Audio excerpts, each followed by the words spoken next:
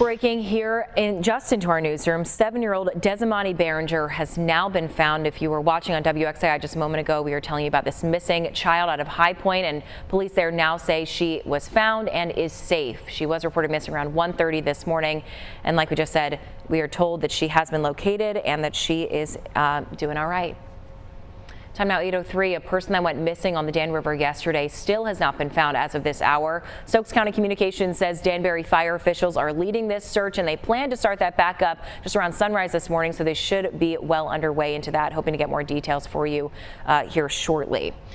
Also into our newsroom this morning, a man is in serious condition after being shot in the neck in Winston-Salem. Police say this happened just before 5:30 this morning on Bates Drive. That's just a block over from Carver High School. They say someone drove by shooting multiple times at a home. Again, one of those bullets hit a man in the neck. He is now in the hospital. No word on any suspects. If you know anything about this, call Winston-Salem Police.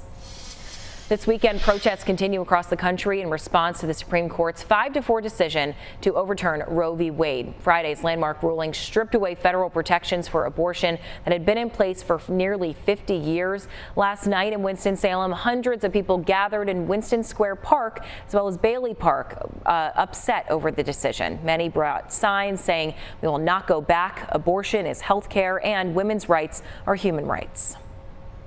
When you take away a woman's right to choose, you're basically telling her only purpose in life is to give birth. Women out there, you have more to your life than giving birth. You do. There's so much more to you, and you have proven that today by showing up that we are more than just a uterus. We are so much more than that. That was one of just many rallies that were popping up around the Triad in the hours following the Supreme Court's ruling on Friday. A group gathered in Greensboro at the corner of Eugene and Market Streets. The organization Working Class and Houseless Organizing Alliance is the one behind that demonstration. In Winston-Salem, people gathered on the Green Street pedestrian bridge, holding up signs to cars passing below. There are more protests being planned in support of reproductive rights. One is happening in downtown Winston-Salem today, this afternoon at 1 o'clock. There's a march planned starting at the Center City West parking deck, ending at the federal courthouse where there will be speakers. And our news gathering partners at the High Point Enterprise report folks in Greensboro are also organizing a Protect Roe v. Wade protest. That will be tomorrow morning at the Guilford County Courthouse around 10 a.m. And the High Court's term isn't even over. The Supreme Court still has several key cases to be decided. Christopher Salas is in our Washington bureau with which ones legal experts have their eyes on. And the court still has a handful of cases it needs to rule on what has been already one of the most historic terms. A major First Amendment case could be decided on Monday, Kennedy versus Bremerton School District. A Washington State football coach was fired after praying on the 50-yard line after games. Joe Kennedy says the district violated his freedom of expression. And I made, a commitment with God that, hey, I'm going to give you the glory after every game. I'm not going to hide who I am. I'm not going to hide my faith. The district says his prayer violated the Establishment Clause, their right to not promote religion. Legal experts say these two First Amendment principles have been at odds with each other in several other cases, with the now conservative court likely to side with Kennedy. It's been 220 years since Thomas Jefferson used the phrase a wall of separation between church and state. Today, the Supreme Court is moving more in the direction of changing that wall to a speed bump. Notable remaining cases include Biden versus Texas, an immigration case dealing with the Trump administration's stay in Mexico policy. Then there's West Virginia versus the EPA, questioning the federal government's role in regulating greenhouse gas emissions. The court's ruling could have a major impact on the Biden administration's climate agenda. And as mentioned, some of those cases could be decided as early as Monday, as it is an opinion day for the court. In Washington, I'm Christopher Salas. Also this weekend, President Joe Biden signed into law the most sweeping legislation aimed at preventing gun violence in the last 30 years. The president signed that bill at the White House yesterday morning, shortly before leaving for a series of meetings with world leaders in Europe. We'll have more on that in our next half hour. But the Safer Communities Act, we know, sped through Congress following a string of mass shootings across the country. It was passed by the Senate on Thursday, the House on Friday. The legislation provides grants to states for red flag laws. It also enhances background checks to include juvenile records and closes the boyfriend loophole that keeps guns away from unmarried romantic partners convicted of abuse. It also provides funding for youth mental health services. It does not, though, ban assault weapons or require background checks for all gun purchases. Still, Biden calls the signing monumental. Their message to us was do something. I don't know how many times we heard that. Just do something. For God's sake, just do something. Well, today we did. While this bill doesn't do everything I want, it does include actions I've long called for that are going to save lives. The president says he plans to have an event at the White House later this month with the lawmakers who helped pass the bill.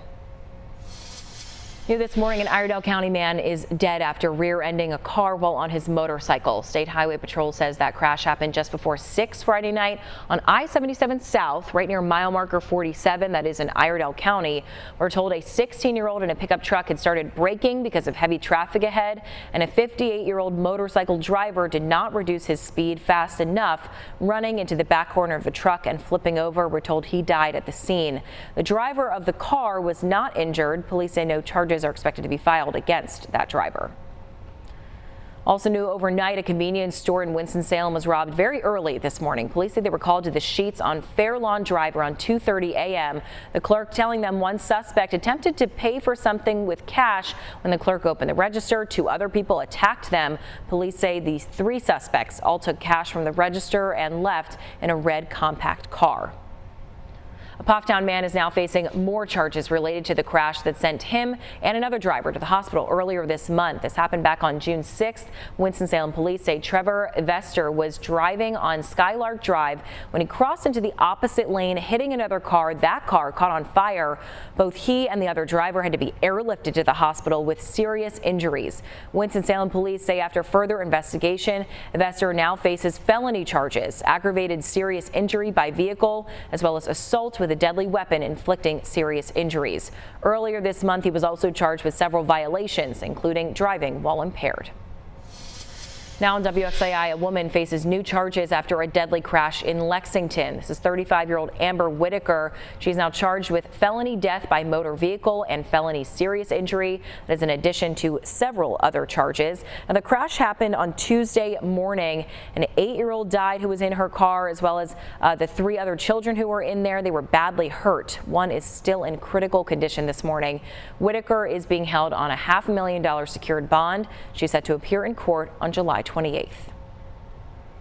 The city of Winston-Salem marking a somber anniversary today. Lieutenant Aaron Tice was killed in the line of duty 30 years ago on June 26, 1992. Lieutenant Tice was crushed to death inside a police car by a piece of stolen construction equipment. He was out responding to a call at Lakeside Apartments at the time. To honor his memory, a wreath-laying ceremony is scheduled to start in just moments, or rather just moments ago at 8 o'clock this morning outside the Public Safety Building in downtown Winston-Salem. It is 8:11 here on your Sunday. Looking ahead to the work week, a quick traffic note for Greensboro drivers ahead of your Monday commute. Parts of 2 different roads will be closed starting tomorrow. They are Alamance Church Road and Murrow Boulevard, rather. Alamance Church Road will be closed between Bristol and Acorn Roads from 7 a.m. to 5:30 p.m. on weekdays, and this will impact you for about 2 months. They're going to be working to install a water line there. Access to businesses along this part of Alamance Church Road will remain open. Now for the other road, that begins tomorrow morning at 9. Murrow Boulevard will be closed between East Lindsay and Elm Streets. Crews are doing bridge repairs there over the railroad. This work again 9 a.m. to 4 p.m. on weekdays through mid-July.